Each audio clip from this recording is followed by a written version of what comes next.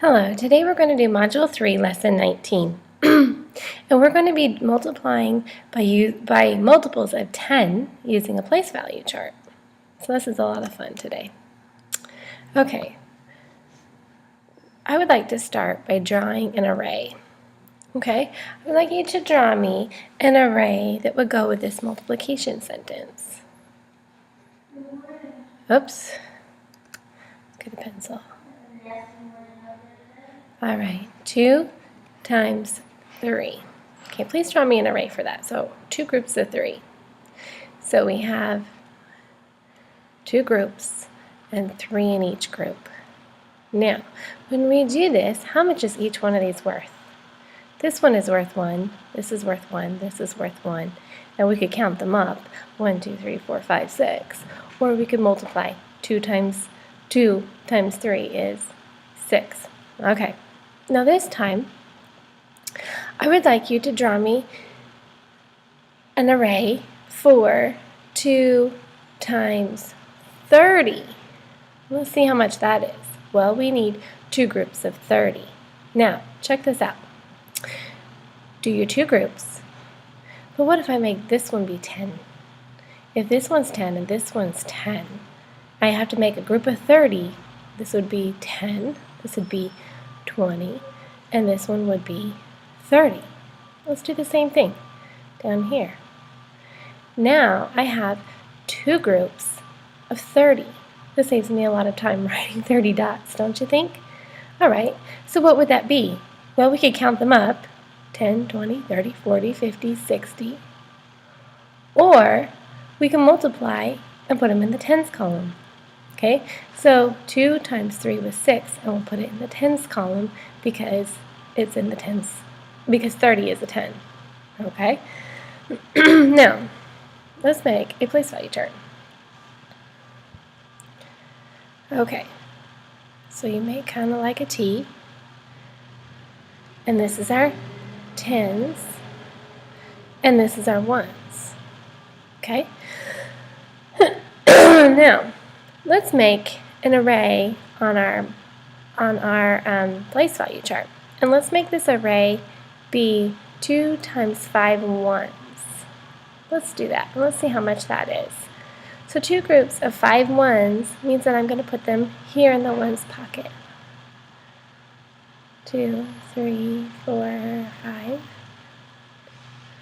Okay, so here is my array in the ones because it's 2 times 5 ones.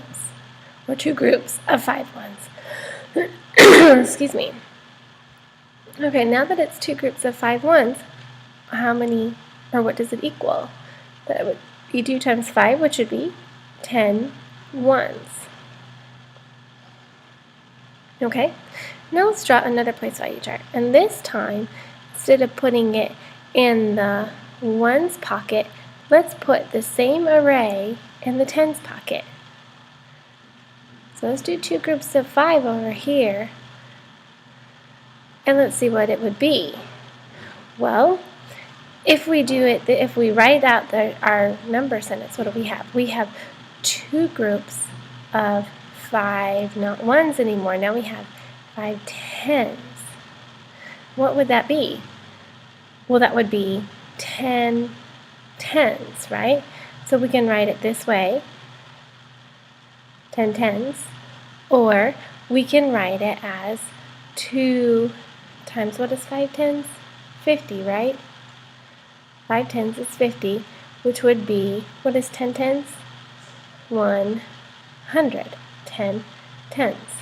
Okay. Now, what do you notice about this place value table and this place value table? What is the same?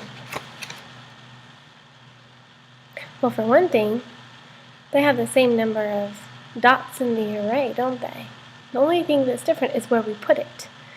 And when we move it from the ones over to the tens, we move our numbers from the ones column to the tens column, and we use a 0 as a placeholder, which makes us have a 10. A 50 is a 10, isn't it? Okay. Now, what if we were to use this knowledge? And let's solve this. What if we have 80 times 6? what would that be? This is really 8 tens times 6. Now this is flip-flopped from this pattern, isn't it, where we had the 10 second? Does that matter? No, it doesn't, because of the commutative property. We can flip-flop them and it's okay. All right, so we flip-flopped them. Now let's do our multiplication. So now let's multiply 6 times 8, and what do we have? We had 48, but we can't just leave it like that because this is really 8 tens. So we have now 48 tens. What's another way to write 48 tens? Well, add your 0 at the end. And what is 48 tens? Another way to say 48 tens is 480. Kind of fun, huh? Okay, this is how we're going to be doing it today. I'm going to do one more time with you just to make sure you understand. Then we're going to do the application problem. My pencil. Okay, what if we had 7 tens times 7? What would we have? What would we do for this? Well, you can multiply it this way, or you can write it like this: 7 tens times 7. Either way works. And sometimes you'll see it this way, and sometimes you'll see it this way. Okay? So 7 tens times 7. Well, we multiply. What do we have? We have 49 tens. What would we if we multiply here? We have 49 and our 0 placeholder for the 10 spot, right? And another way of saying 49 tens is 490. Okay, now let's do the application problem. Okay, now this is just like what we did the lesson before. So this is going to have two things that we have to do. Maya has 152 beads. She uses some to make bracelets. Now there are 80 beads. If she uses 8 beads for each bracelet, how many bracelets does she make? Well, let's make a tape diagram. Okay, and I know that she already has 152 beads. That's my total. Okay, this is how many she has. Now there's 80 beads. She used these up, but she used them up making bracelets. But she made, there's 8 beads in a bracelet. So there's 8 beads in this bracelet, 8 beads in the next bracelet, and so on and so on and so on. But I don't know how many bracelets she's made. I don't know how many on this. So right here is what we don't know. I'm going to put a B for the thing I don't know. Okay, now, first, in order to figure out what this total is, I want to do something a little bit different than my diagram.